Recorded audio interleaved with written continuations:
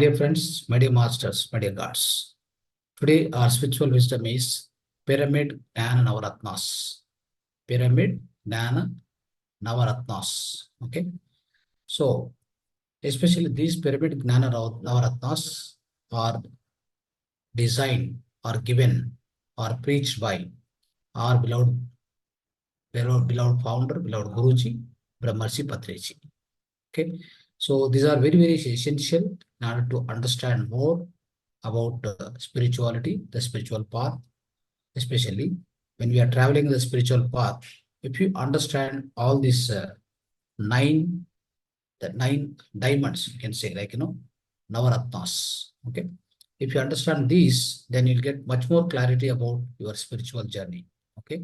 So that's why we need to understand each and every point, each and every ratna. It's like a diamonds. Okay. So like a bullets and like, it's a real diamonds. So every point, all these nine, whatever Navaratnas are there, when we understand this, by the end of the session, you will really get a more clarity about your spiritual journey. Okay. So, my dear friends, so let's go through these Navaratnas today, right? It's very, very important because we are leading our life, okay, physical life as well as spiritual life. But all the time, whatever we lead on this earth planet, our own, our own life, physical life or whatever. So we should be having 50% physical life, 50% spiritual life. So always, even our physical life itself is part of spiritual life. I always say that spiritual life is the superior and physical life is a part of that. We always think in reverse way. So we want to live complete physical life and then spirituality is a part of our life. No, it's not that. That's not true. You are a first of all soul being. You are a soul consciousness or a soul being. You came to this earth planet through your mother womb. You entered into a mother womb and then you born as a human being. Okay. But you are earlier itself, you are a soul, you are a spirit. It means you're already having a spiritual body, you're already having a spiritual life all the time, wherever you live in the universe. Okay. But you came to this earth planet as a human body or a human being to experience the earth planet, my dear friends. Just to experience, just to take the human experiences, you are living in the form of human being, but you are a spiritual being. In fact, you are a spiritual being. Okay. So that's why your life is a spiritual life. The so-called the human life, what you are leading on this earth planet, the prapanchika, materialistic life, what you are leading is a part of spiritual life. It's not a materialistic life, is not the actual life. The real life is spiritual life. Okay. So anyway, let's go through these points so that you will get much more clarity about what I'm trying to say now. Okay. So my dear friends, out of this Navaratnas, the first Navaratna is the first and foremost diamond, the Atman is Parabrahman. The number one is the first diamond. Okay. Atman is Parabrahman. It means Aham Brahmasmi. Already our Vedas everywhere, So all the Vedas and Upanishads always they quote the Aham Brahmasmi, Mamatma Sarvabhutatma, right? Tattvamasi Svetaketu. All these statements, if you go through once again, okay? So these are all actually Sanskrit sentences, Sanskrit wordings or Sanskrit sayings, okay? So the meaning of each and everything is, right? Atman is Parabrahman. So again, directly they are indicating that Atman is Parabrahman. What is Atman? My dear friends, all of us, we are the individual souls, which I already explained in the previous classes, how the entire creation happens. Okay, entire creation in the whole cosmos, how does it happen? It happens through the two forms. One is Prakriti, other is Purusha, right? So in the part of Purusha, so we as human beings, we as individual souls, we descend to this earth planet, my dear friends. We descend to the earth planet as an individual soul. From where? From the Parabrahma, or you can say it's like a Paramatma, or you can say creator, or you can say supreme power, supreme intelligence. We're all the individual souls. We are the speck of consciousness. We are all the individual souls which are departed, which are divided, or which are departed, which are born out of the supreme soul, my dear friends. So that means we are all the individual souls. We are the individual souls, but we are as good as its Paramatma. It means Atman is Parabrahman. That means whatever is there inside us, the same thing is there outside. In fact, the same Parabrahma Parabrahma, that means Paramatma or Supreme Soul or Supreme Power. It is living in the form of physical body in the limited form. If this physical body is vanished, the moment it is vanished, so this what are the soul consciousness which is there inside, which will merge with the so-called the supreme power or supreme consciousness, friends. It means the individual soul consciousness which is well within, which is living within this physical body is a small entity. Physical body is a small entity, friends. Okay, it can hold up, it can hold to the extent of this consciousness. It cannot hold the entire the supreme consciousness, isn't it? So it's a individual body or entity. So that's where in this individual entity, in the individual physical body, there is something called the individual soul consciousness living, but it is a part or it's the same as the Parabrahma. Understand? Okay. That's why we always say Aham Brahmasmi. Aham Brahmasmi means Aham means I. I am that Brahman. I am that Brahma Padartha. I am that Brahman conscious. I am that Brahman consciousness. You have to understand this way. Okay, there is no difference between you and that Parabrahma. There is no difference between the individual consciousness and the Parabrahman consciousness or Brahma Padartha. It means Atma Padartha is the Brahma Padartha. Brahma Padartha and Atma Padartha, there is no differentiation. Okay, so there is one more statement I'll quote here. Okay, which is quoted by Jesus Christ. He has quoted. What did I say? I and my father are one. I and my father are one. Okay. I and you are one. That means there is no difference between you and me. There is no between me and my father. Who is the father? Father means, again here indirectly is quoting that father means a creator or supreme power or so-called Brahman, the Parabrahman. Okay. That's why, friends. So here, if by looking at various, various great master sayings, the great Vedas, Upanishads, all these things, right? So with all these, the scriptures, everything says the same thing at the same time. If you, of course, how to know this? Of course, we have the further, the different whatever the Navaratnas we are going through. Definitely, I'll be explaining them so in detail, so that how do we come to the realization of this? Okay, how do we come to the practical realization of this so-called Atman is Parabrahman. Atman is Parabrahman. Very, very important. Okay. We all will understand that. So in the part of this, the Navaratnas today, my dear friends. So hope you understood. Atman is Parabrahman. Okay. Whatever is there inside, the same thing is outside, but outside is a vast consciousness. The inside is a limited consciousness, friends. Limited. The consciousness is same.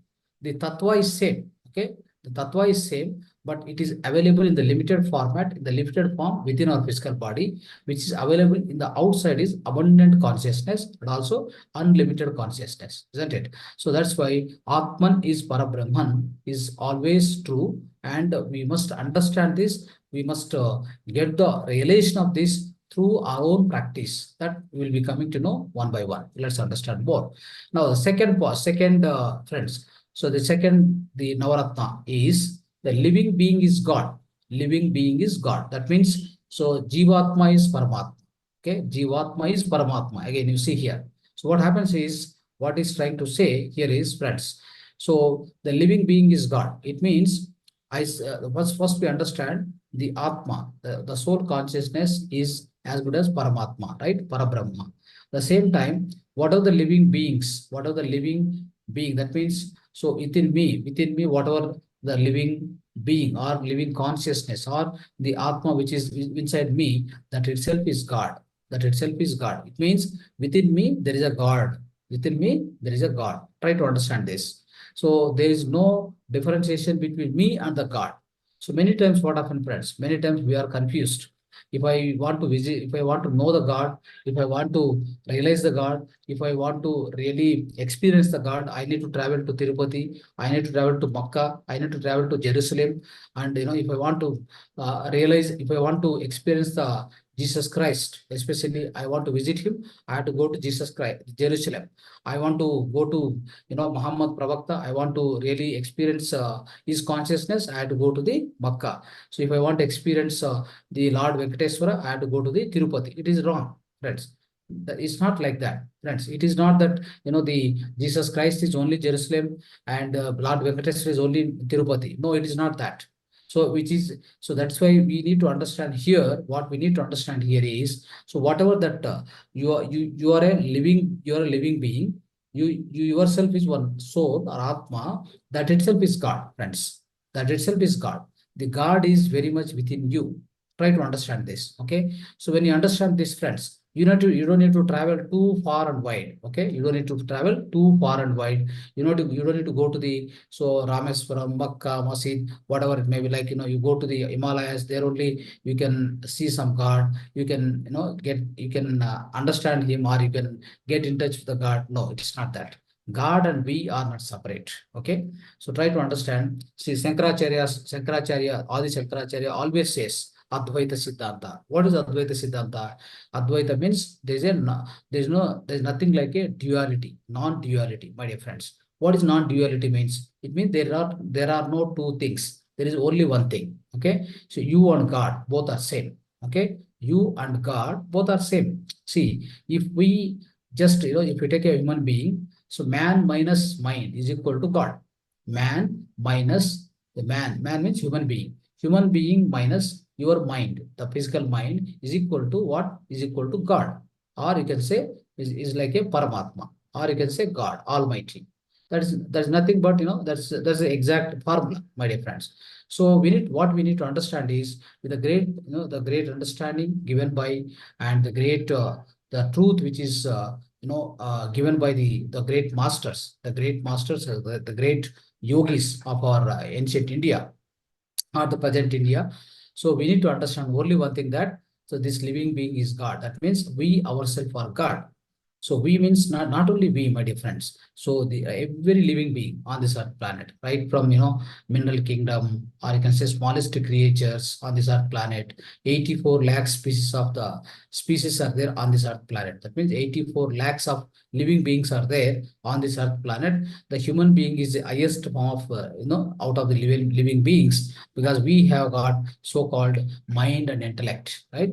Where we go on, work as a co-creator, in fact. So that is the power of, the power of mind, what is given to us. So that, friends, what happens here is, so as we understand, every living creature on this earth planet or in the cosmos, whatever living being is there, everything is God.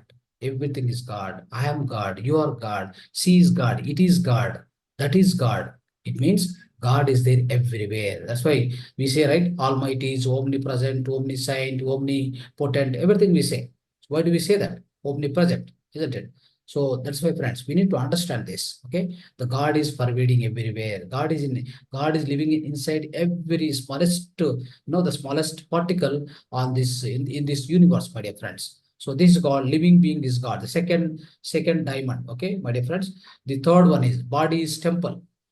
So that means, so body is temple means what? Deha me devalaya. That means in Sanskrit and in other languages, deha me devalaya.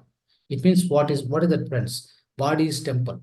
So what we understand now? So within ourselves, God is living. That is, God is there. So where the God will be there generally? God will be there in the Garbhagudi, in the temple, isn't it? It means there is God within us, means our body becomes temple, obviously. That is why I'm trying to say, I'm trying to use the word, the body is temple. Okay. This body, especially our physical body, is temple. Why we are saying that? Because within you, there is already God is living. That just now we understood, every living being is a God. Every living being is a God. So every living being means what? You're also living being. So that means you are a God. So the God is there. That means God is there within your physical body. That is why your body is called temple. The body is temple. So how do we need to keep the body? Then in that case, we have to keep it pure. We should give a proper food, proper input. We should not give unnecessary wrong food, isn't it? We have to keep our body so healthy, so energetic, and so pure. We must be always cleaning our body. We must be cleansing our body all the time. Most of the times, cleansing body, purifying it, keeping it, not bombarded with negative thoughts. Do not allow negative thoughts unnecessarily, and do not torture it. Do not undergo any kind of a depression, anxiety, fear, whatever it may be. All this, it will suffer your God. It means your body itself is temple, means you want to keep temple pure or not? You want to always keep the temple in the pure condition or not? Yes, we need to keep the temple always pure, always clean and pure. The same way, our body is also temple. Our God, the God is there living in the temple. So our body is a temple, means inside the temple, that is our body, inside that God is living. So how much care you have to take? You see, if you go to the temple, what do? You pray, and with a lot of devotion, completely you do sastanga namaskara, everything you do, right? So it means that is the value of the temple. That is the serenity.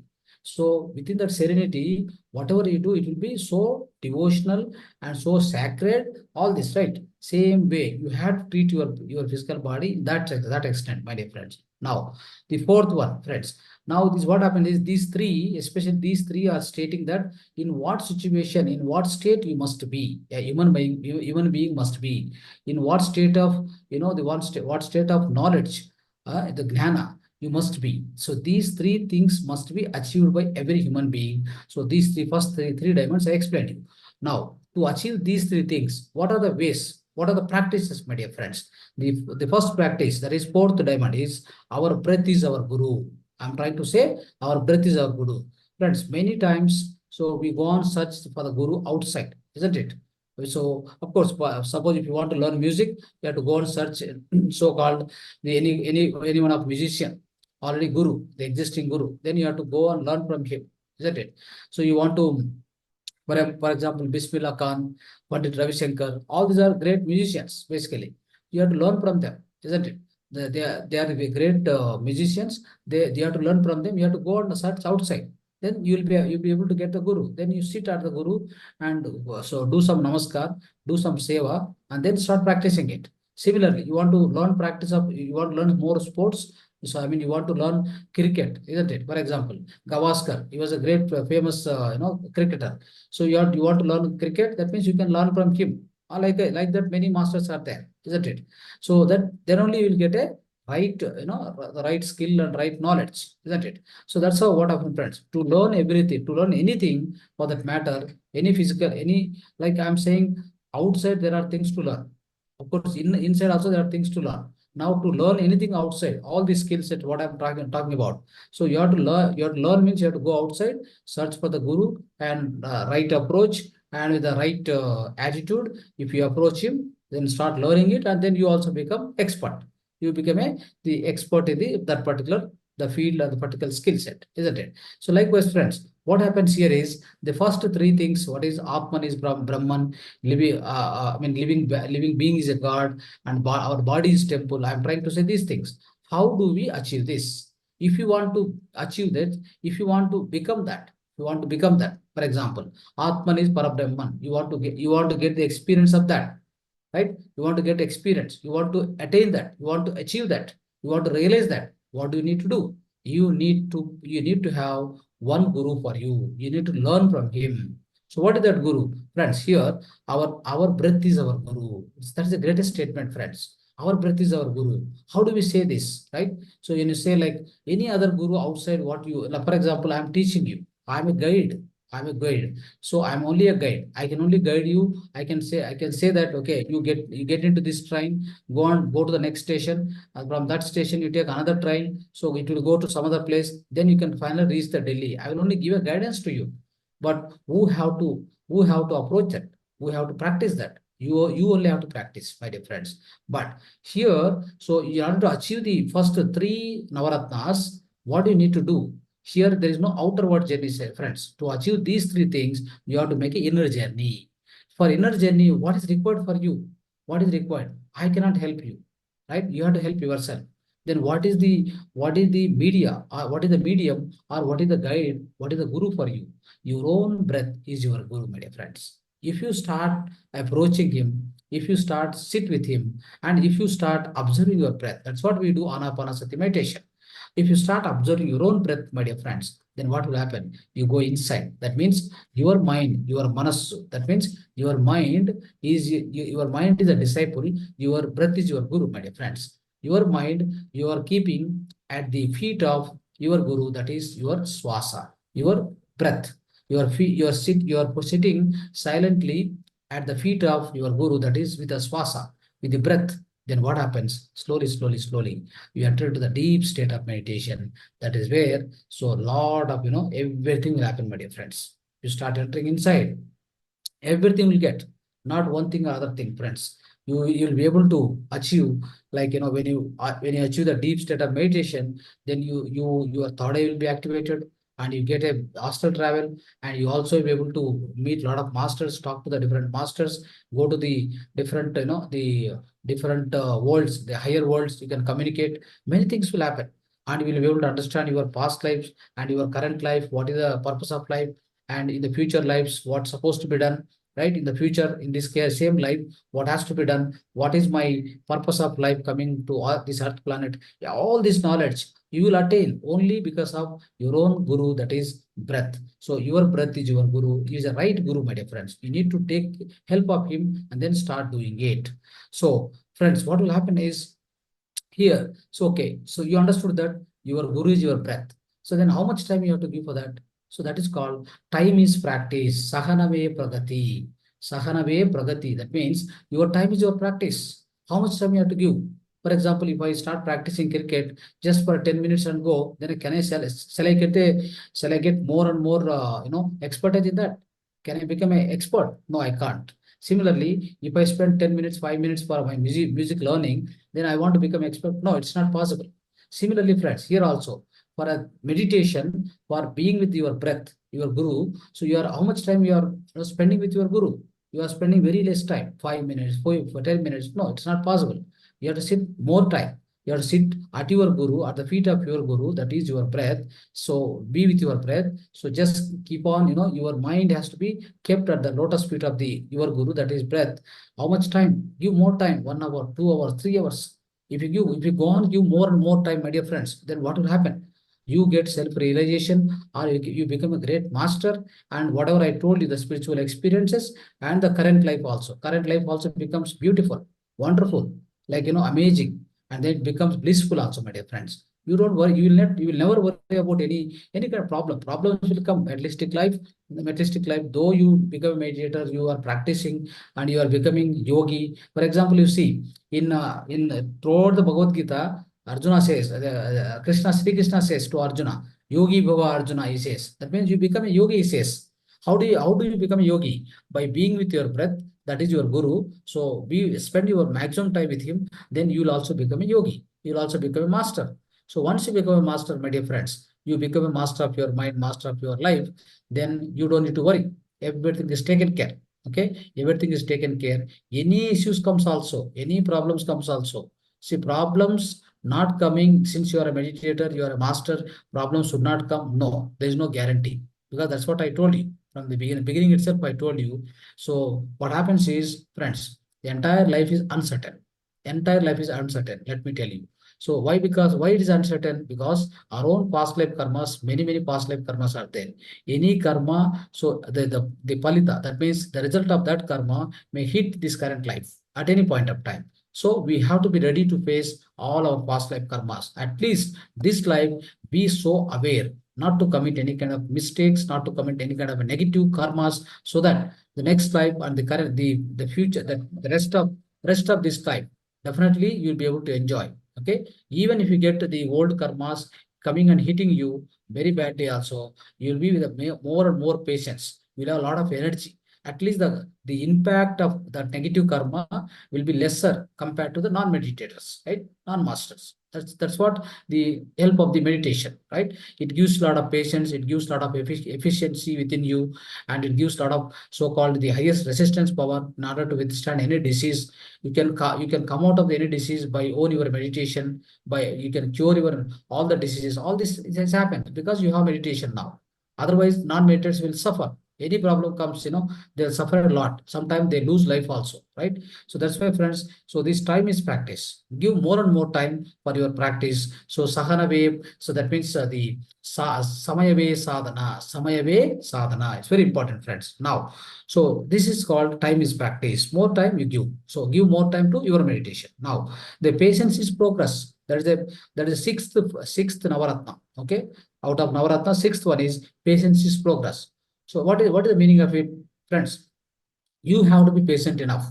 right? You have to be patient enough. Without you get patience, you will not be able to get the progress. Many times what happens, you are giving less time to practice, and then of course you give more time to practice also. Sometimes your progress may not be good. Then many people I observe, they do some practice of time, then leave it. Some 4 months, 3 months they practice, then they leave it, they forget it. Then what happened? They won't practice again because they didn't achieve anything. They didn't get any experience. So what they wanted is they wanted experience very fast. No, it doesn't happen, friends. You are given enough time to practice, then obviously you'll get the results. So you have to wait for that. No, you have to be patient, isn't it? You have to be patient to get the until you get the results. So if you wait patiently and if you give time for the practice and then wait patiently, giving some time for it, then with that patience, what happened, friend? You will get progress. No doubt about it, isn't it? So without patience, many people I will try to see, I'll be observing many people outside also, even the materialistic life or spiritual life, whatever it may be. So they won't give any time. What do? They simply, so they try to do some practice of time, they give some practice for time. After that, they don't get the result, they'll discontinue. Imagine you see, so imagine when you discontinue, what happened? You come to the zero, my dear friends. So you should not do that. Give enough time. So that what happens is you get sufficient amount of time if you give it, and sufficient amount of you wait for it, you get obviously get the results. There is no doubt about it. That is why patience is very, very important. Patience is progress, my dear friends. And now the seventh one is experience is knowledge, my dear friends. Experience is knowledge. What is the experience is knowledge? So when you patiently wait for it, you get so-called experience. It means you got your own first-hand experience, my dear friends. For example, so I say Atman is Parabrahman.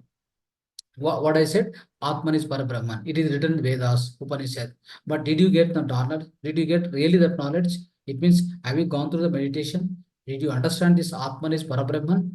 And also I said, so the God is living within you. So did you get first-hand experience? How do you get the first-hand experience? Go through meditation, practice more and more time, wait for more time. So patience is progress. You wait for it, then what will happen? So with that, what happened, friends? So going through this meditation all the time, whenever possible, more and more time if you are spending in the meditation. So with that, what happens is you gain your own experience of God. You gain your own experience of Atman is Parabrahman. You get your own experience of God is living within you. So this personal experience is very important, right? So then only what happened, friends? Not only that, you get some pains. Probably what happened? So sometimes when you are doing meditation, within you, a lot of pains will come out. Okay. So not that, nothing comes from outside, but from inside itself, we get a lot of pains. Even you have to be patient enough. Okay. But slowly what happened, that get converted into the great results, great experiences, friends. Okay. What will happen is if you go and get the pains within you, the many past life karmas and the current life, any diseases are there, they'll be cured. So when you get cured, a particular disease, though the pains are coming, you are tolerated. You have been patient enough, then what happened? After some time, that particular disease which is present in your body will be cured with the meditation. Then that experience becomes a knowledge, friends. So this is called experience is knowledge. Always, everybody has to go through this, friends. Experience must be a knowledge. Experience, we have to get experience with our own practice, then it becomes a knowledge. Otherwise, I can read many books. I can go through many books, many subjects, all this, it becomes a theoretical knowledge. It cannot be experiential knowledge, isn't it? So that is why we have to get the experiential knowledge. We have to try for that. We have to give enough time for it.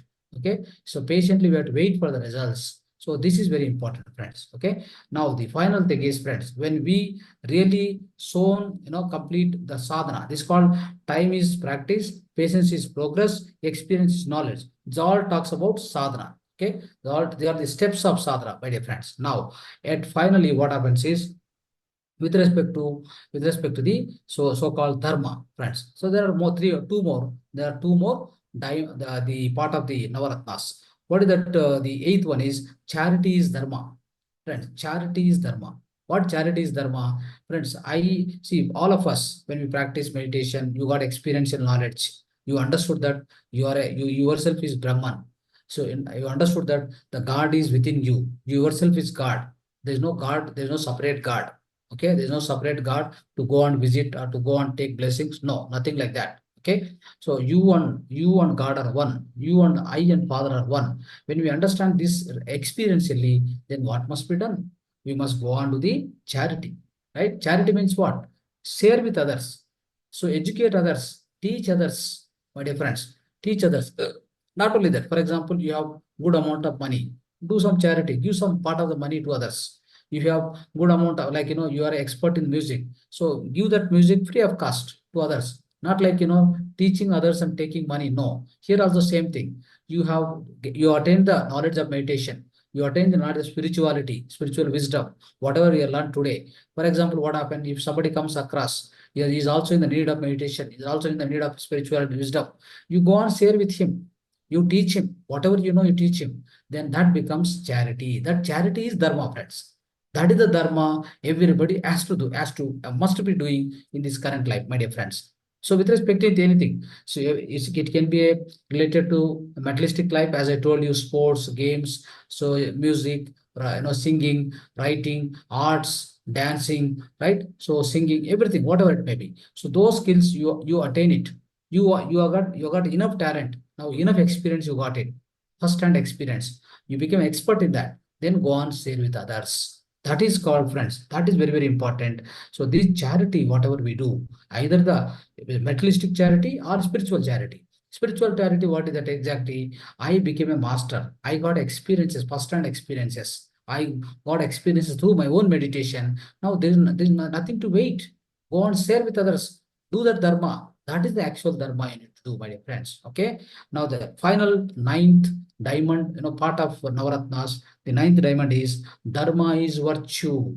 That means whatever the dharma you do like this, friends. That means whatever you have, you are shared with others. Whatever you have, you taught to others. Whatever you have, the even materialistic values, materialistic things, you are sharing with others. And the other people also get the great advantage of it. They will also be becoming more, they will also become masters in their own lifetime. They'll be get transformed in their own lifetime. So how much good it will be, friends? Right? It will be great, isn't it? So suppose, for example, you taught meditation to other person who is suffering, in case. So if he come out of that dukkha, that particular sadness or so-called depression, how much good it will be? How much virtue that is? How punya karma it is, isn't it? That is why whatever the dharma you do, friends, it becomes a virtue. It becomes a punya karma. Always remember this. Without doing a dharma, you won't get any virtue on this earth planet or in this cosmos, my dear friends. So all the dharma, whatever you perform, physical or a mental, or in case of spiritually, mentally, or physically, whatever you do dharma, whatever the things you help others, the dharma you what you perform on this earth planet, that becomes virtue. That becomes punya karma, my dear friends. Okay. So friends, so with this, all this nine nine diamonds. I mean, see, nine diamonds, the part of Navaratnas, which are designed, which are taught by our beloved Guruji. So we have covered everything. Hope you understood. So thank you so much. So dhanyavad to all of you. If any questions, so we can take it for 3-4 minutes, and then we can close the session. Right? Thank you.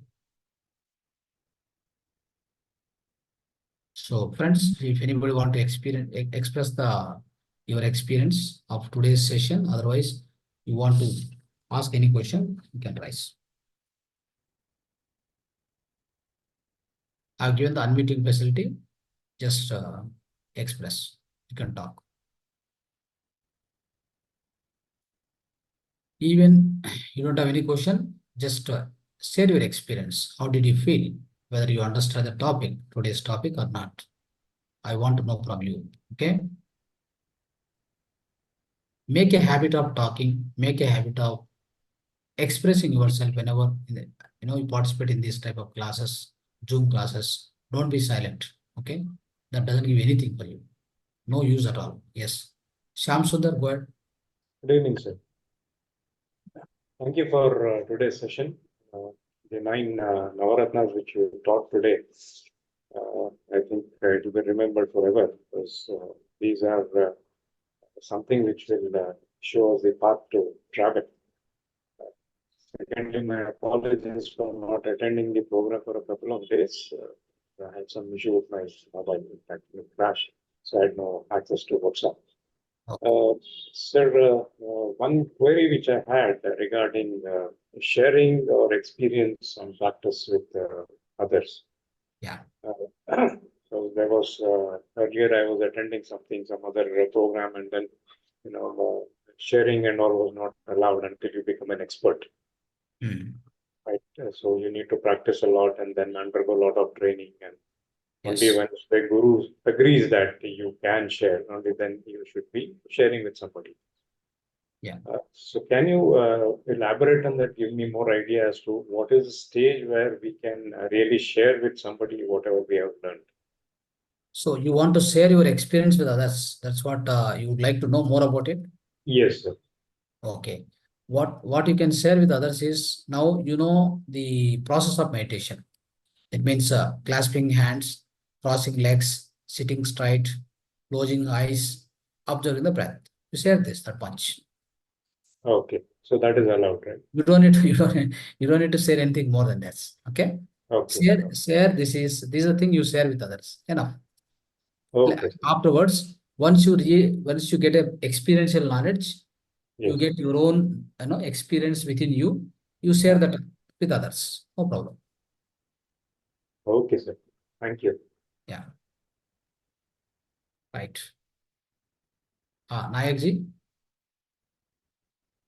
Hello, sir. Good evening. good Thank you evening. so much for today's session. It was Yeah. very nice.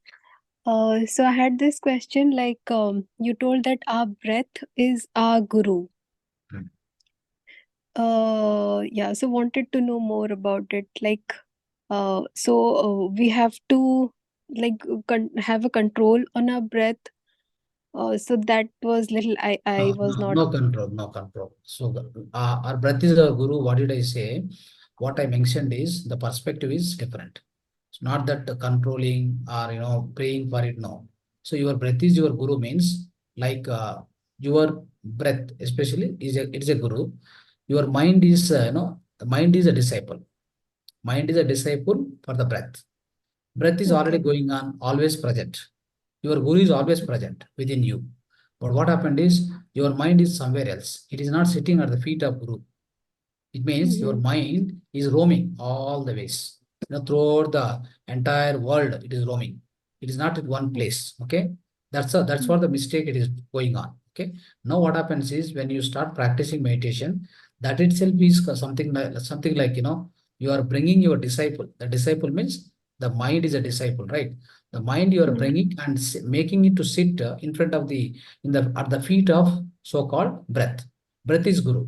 So now when it is sitting at the feet of the guru, that is breath, then what happen? So when both are sitting each other, then the mind slowly becomes silent. It will not talk because mind is disciple. No, it won't talk. It will be just be with your own breath. So if this is happening, what happens? Slowly, you make an inner journey. You start going Mm-hmm. inside of you. When you start making inner journey, that is where the miracles happens. That is where the experiences starts happening. Okay. Okay. Yeah. And It one means more thing is like. you are making sure that your mind, that is a disciple. Within you, there is Mhm. a guru. Within you, there is a disciple also. Guru is breath, and breath is guru, and your mind is disciple. Okay. You are making sure that both are sitting each other, sitting Mhm, very close to each other, so that the mind, who is the disciple, won't make any noise. mhm. You won't make any Okay, noise. Simply will sit down and sit. That is where okay, you will see wonders. okay. So we have to give some work to the mind, like some picture we have to imagine or No, no. something like that, so that See, it focuses. that is why I'm telling. No, if you give any picture, any image to it, what happens is it go outward again. It travel Mhm, outward. We want to avoid the outward journey, outward travel. We want to make sure that the travel or the journey, what it does outward, we want to, we want to turn into the inward. We want to make sure mhm, that the inward journey starts. The inward journey starts only when you give a one image or one thought, that is breath observation. Give it to tell the disciple, just go and observe the breath. Don't do anything. Sit with your guru. He is a guru. Sit with him and just completely surrender to him. Just surrender mhm. to the guru. That is your breath. then everything happens. If you give anything, any image or any, like a God form, anything, whatever you give, any mantra, then it will go on outwards. It can never go inside. That's the problem. Okay. Okay. Yeah. Thank you so much, sir. Thank you. Thank you so much, friends. So thank you, everyone. So, dhanyavad to all of you. Subratri.